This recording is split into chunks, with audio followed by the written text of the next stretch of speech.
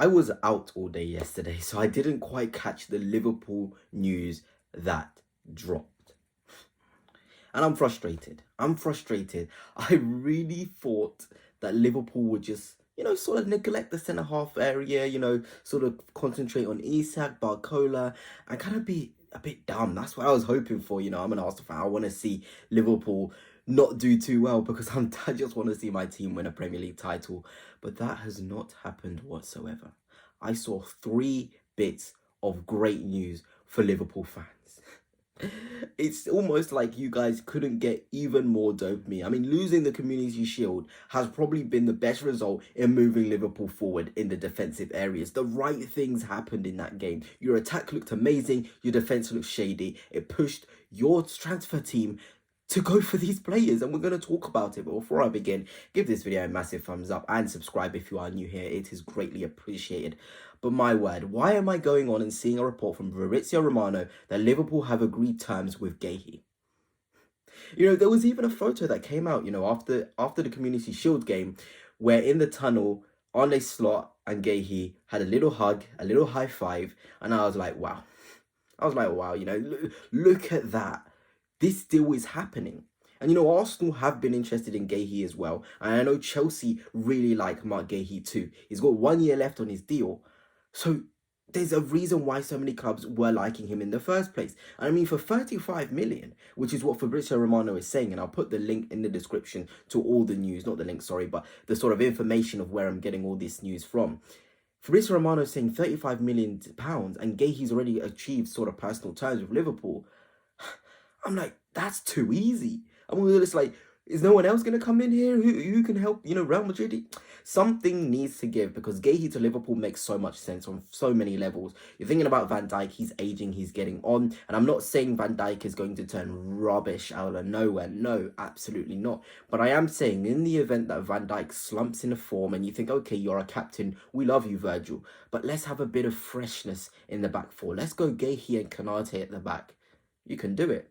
Because ultimately, football has changed. It's become lesser about how good you are as a player, but is your profile, is the way you're playing now impacting the team in a positive way?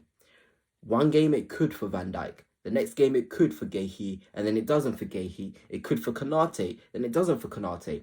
But having options allows you to be as flexible as possible. And the best teams, the one that win the Premier League titles, have flexibility in the back line. So bringing in someone with Premier League experience, winning mentality, he plays with so much maturity, Guehi, and I think he's 25, 26. Again, correct me if I'm wrong, I'm sorry. He plays like he's 30 plus. And we know about defenders. Look at Van Dijk, he's 34 years old. Guehi has another 10 years in him. What's going to stop Guehi from spending the next 10 years of his career at Liverpool Football Club? This is a long-term, mid-term, and a solution for the now. This is why this Guehi team deal has me a little bit rattled, because I know that it solves a lot of Liverpool's problems. He's also very versatile. He can play right back if needs be in an emergency situation. He can operate in a 3. He can even play defensive midfielder. He's played for England. He's stepped in. Everyone had questioned him. Will he be ready to sort of be at the back? He showed everyone what he's all about. That's the reality of things. When he was at the Euros, he showed how good he was.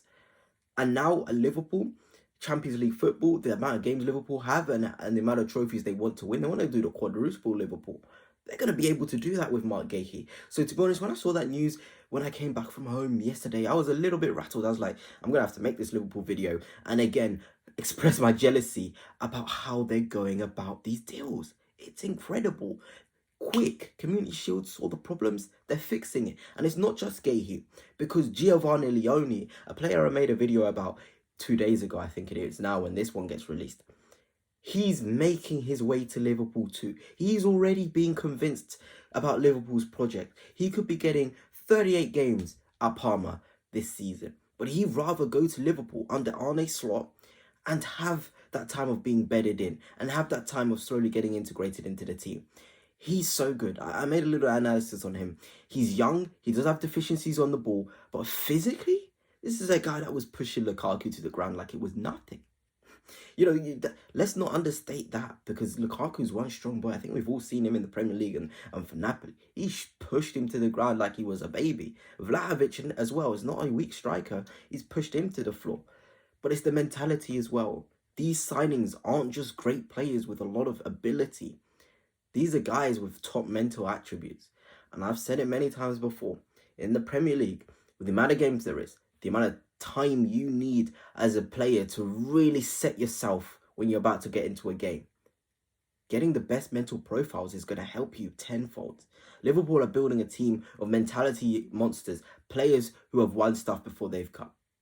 Hugo Ekitike is hungry. He's a younger player who wants to win stuff. So they've got that perfect blend of it. The experienced guys, Van Dijk, Salah, Alisson, Robertson still in the squad. You think about the other players, I know I forgot a couple. Even Gakpo's now edging into those experienced guys. He's not old himself, but he's already had the experience of having the mentality to go 38 games a season, to go for every single trophy.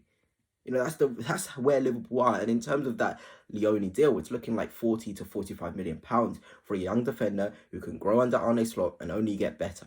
So you're looking at it and you're thinking, okay, Liverpool now have a squad depth of Guehi, Van Dijk, Leoni, and Konate. Okay, let's say worst case scenario, Konate and Van Dijk, they both leave next season. Liverpool have already done 50% of the job. And you know what? I've even forgot Joe Gomez. And that's my apologies for that. Maybe if Leoni comes in, it means Gomez is going. But Gomez has his uses. He can play 6. He can play right back. He can play centre half. He can play left back too. Gomez just makes so much. If you're not going to get a great fee for Gomez, you keep him. Because you're looking at that 5 now. And you're thinking, all of these guys are realistically first choice centre halves. These guys can get into pretty much any team in the Premier League outside the top 5, outside the top 6 and start. That's the level of quality Liverpool are adding towards their back line. And of course, I've got to end the video talking about Alexander Isak. Because essentially, Indykaila, he's been spot on with this Isak saga. He said that Isak put his sort of house up for sale earlier in the window. And everyone was a bit skeptical. Wait, how have you got this information? Then it came out today that that is the case. And he's looking for houses in Cheshire. And I know this is just seems, maybe for a Liverpool fan, you're probably bored of all this. But that's a huge development. Also, the David Ornstein news coming out that Isak don't want to go. He don't want to stay. So he doesn't see any future at Newcastle. He doesn't want to kick a ball. He'd rather rot for 11, 12 months than even kick a ball for Newcastle. And Newcastle have a sellable asset that they can bring in 120 plus million. They've got a decision. You know, I think this still happens. And of course, Indykaila also added that Liverpool are now upping that offer to 120 to 125 million pounds. So we're getting nearer to that Newcastle figure. And I think that this deal gets done for around 135 million pounds. I think that is the ballpark figure where Newcastle can be like, okay, we can't get our 150, but 135 is respectable for a player who's mentally checked out. He's disrupting the harmony of the Newcastle squad now. So this deal has to happen. It needs to happen. Then you're looking at Liverpool's attack now. You're looking at Isak Indykaila, Gakpo, Rio Ngamoa, Salah, Chiesa if he stays on. That's so much quality. And I'm also thinking here, Liverpool fans have sort of said, we need a Malik Fofana as well, a winger who can play both sides. Why not? Why not? Nothing is stopping you, Liverpool fans, from being excited and getting more players. I'm just really jealous of this. And this rebuild, the way you've gone about it, the players you've brought in, it's going to be exciting to watch you. I'm not even going to lie. I'm going to be genuinely honest.